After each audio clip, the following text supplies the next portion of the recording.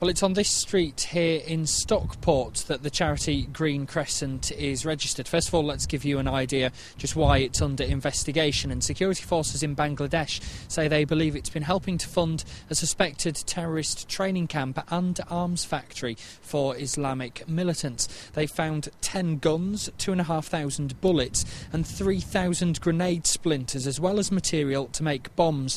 With those were 2 bottles of acid, a speedboat and 72 books on terrorists, including Osama bin Laden. Charities used as terrorist fronts are engaged in a whole range of activities. Some of those activities are arms smuggling, some of them are the smuggling of people, some of them are money laundering operations. There's a whole range of methods in which charities act with perfectly innocent fronts for terrorist purposes.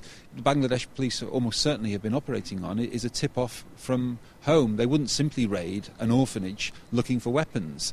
There has to be clearly a tip-off from forces over here who've been concerned by this particular charity. Police in the remote coastal village of Bola have had the area under surveillance for a week before raiding it and making 4 arrests. This all happened at an orphanage funded by Green Crescent that's registered to this address. The main contact listed is chemistry graduate Dr. Faisal Mustafa, who's now under arrest himself. His father didn't want his face to appear on camera.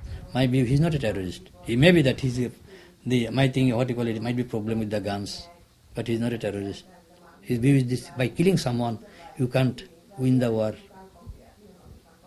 In any country, if you kill people, you won't actually win the war. Through mutual understanding, you'll have to win the war. Some people, they shoot the people, kill the people, they call we do jihadis, he doesn't like all this. It's not. By killing people, you can't jihadis, because you are killing the innocent people. By killing the innocent people, you go to hell. That's his view.